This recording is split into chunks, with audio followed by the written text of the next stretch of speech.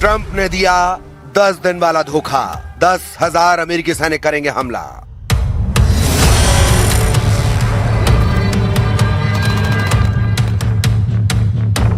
महीने भर के ईरान युद्ध ने सब कुछ तबाह कर डाला है। दुनिया भर में तेल का कोहराम मचा हुआ है और इधर ईरान किसी भी कीमत पर हार मानने को तैयार नहीं है। हम आपको दिखाने जा रहे हैं कि अचानक ट्रंप ने 10 दिन तक ईरान पर हमला करने का फैसला क्यों लिया है। क्या ईरान से गुप्त मीटिंग के बाद ट्रंप को पता चल गया है कि ईरान को हराना नामुमकिन है। साथ ही ये भी जान लीजिए कि क्यों इजराइल लगभग महीने भर की जंग के बाद ये कहने को मजबूर हुआ है कि उसके पास जंग करने के लिए सैनिकों की कमी हो सकती है, और क्यों अचानक ट्रंप ईरान के तेल पर मेहरबान हो रहे हैं। क्या ट्रंप ईरान के साथ 10 दिन का ऐसा धोखा करने जा रहे हैं जिसके चलते वो ईरान के होर्मुज और खार्ग द्वीप पर कब्जा कर लेंगे।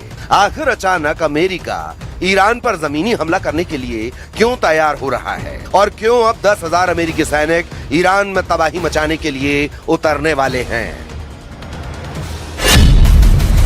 10,000 अमेरिकी सैनिक करेंगे हमला। 10 लाख ईरानी सैनिक मुकाबले को तैयार।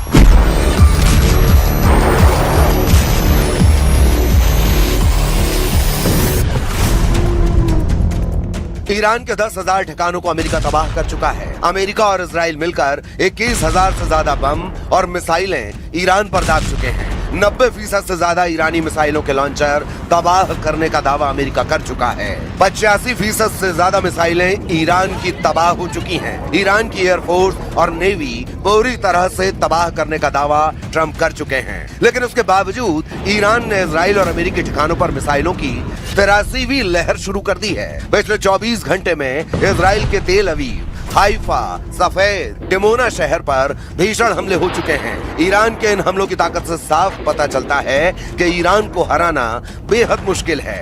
इसकी सबसे बड़ी वजह यह है कि ईरान जबरदस्त तरीके से अमेरिका और इजराइल पर पलटवार कर रहा है। यही वजह है कि अब ट्रंप ने ईरान पर 10 दिनों तक हमला न करने का फैसला किया है, वो भी सिर्फ तेल संसाधनों पर। बाकी जगह वो हमला कर सकता है। अब आप ये समझ लीजिए, ईरान से 10 दिन जंग न करके ट्रंप क्या करना चाहते हैं। तो जरा देखिए ट्रंप के 10 दिन का प्लान क्या हो सकता है।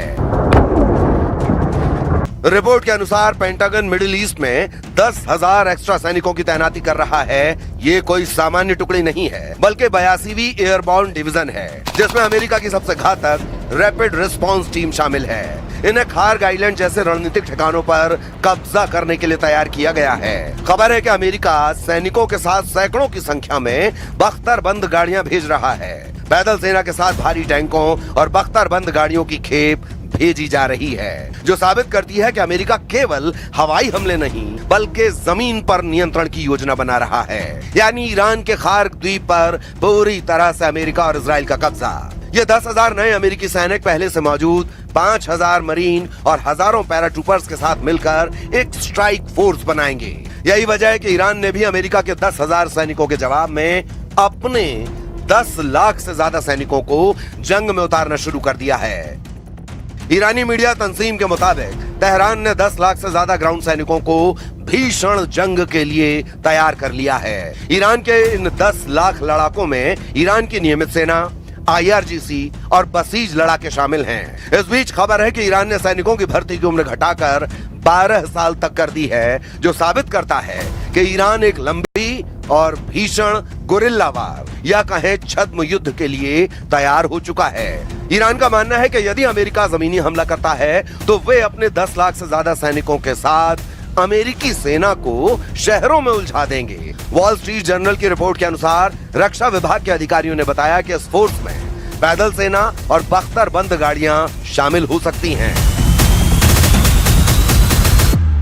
The regime who chanted death to America and death to Israel was gifted death from America and death from Israel.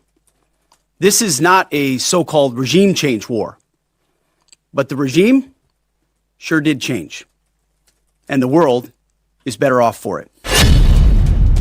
Trump के 10-day प्लान पर पेंटागन में मचा गदर। खुफिया इनपुट्स के अनुसार पेंटागन के कुछ वरिष्ठ अधिकारी और सैन्य कमांडर ट्रंप की अनप्रिडिक्टेबल यानी अनिश्चित रणनीति से बेहद नाराज हैं। खबर है कि राष्ट्रपति ट्रंप सरकार में रक्षा मंत्री पीट हेग्सेथ और जनरल केन इस बात से नाराज हैं कि ट्रंप 10 दिन तक ईरान पर हमला करने से रोक रहे हैं। दावा तो यहां तक किया जा रहा है कि ट्रंप ने जिस तरह से अचानक ईरान पर हमले रोकने के निर्देश दिए हैं, उससे ट्रंप सरकार में मंत्री और जनरल उनके खिलाफ होने लगे हैं।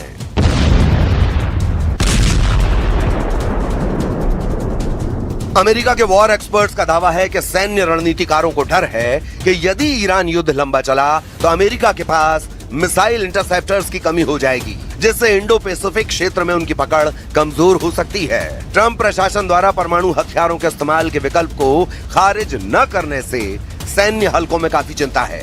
राष्ट्रपति डोनाल्ड ट्रंप द्वारा ईरान पर हमलों की डेडलाइन को 6 अप्रैल तक बढ़ाने के फैसले ने वॉशिंगटन से लेकर तेहरान तक खलबली मचा दी है। इस 10 दिन के पॉज के पीछे गहरा सैन्य और आर्थिक गणित छिपा है। ईरान इस 10 दिन की मोहलत का उपयोग अपनी हार को टालने और जवाबी हमले की तैयारी के लिए कर रहा है। खुफिया इनपुट बताते हैं कि ईरान अपनी महत्वपूर्ण मिसाइल लॉन्चर्स और परमाणु उपकरणों को सतह से हटाकर भूमिगत सुरंगों में छिपा रहा है। ईरान इस समय का उपयोग 10 लाख सैनिकों को बॉर्डर पर तैनात करने और बसीज लड़ाकों को शहरी युद्ध के लिए तैयार करने में कर रहा है।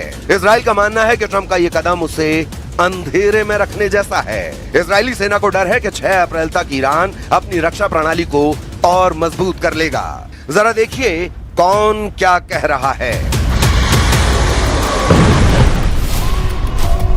मार्को रूबियो विदेश मंत्री। रूबियो ईरान पर अंतिम प्रहार के पक्षधर हैं। रूबियो नेटो देशों की निष्क्रियता और ट्रंप के बार बार डेडलाइन बढ़ाने से बेहद खफा हैं। जो कैंग, पूर्व काउंटर टेररिज्म डायरेक्टर, इन्होंने हाल ही में अपने पद से इस्तीफा दे दिया है। उनका आरोप है कि ट्रंप प्रशासन बिना किसी ठोस रणनीति के अमेरिका को एक और 20 साल चलने वाले युद्ध में झोंक रहा है।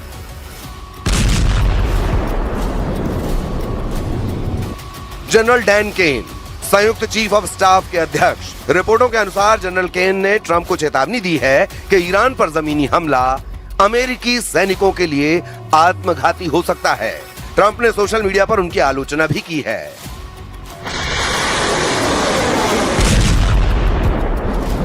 Admiral Brad Cooper, CENTCOM chief. हालांकि वे कह रहे हैं कि ऑपरेशन योजना के अनुसार चल रहा है, लेकिन अंदरूनी सूत्रों का कहना है कि वे हवाई हमलों को बीच में रोकने के फैसले से खुश नहीं हैं, क्योंकि इससे नौसेना की सुरक्षा को खतरा बढ़ गया है।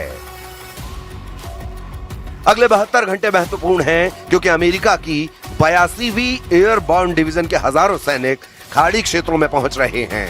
अब देखना होगा कि ईरान इस पर कैसे पलटवार करता है।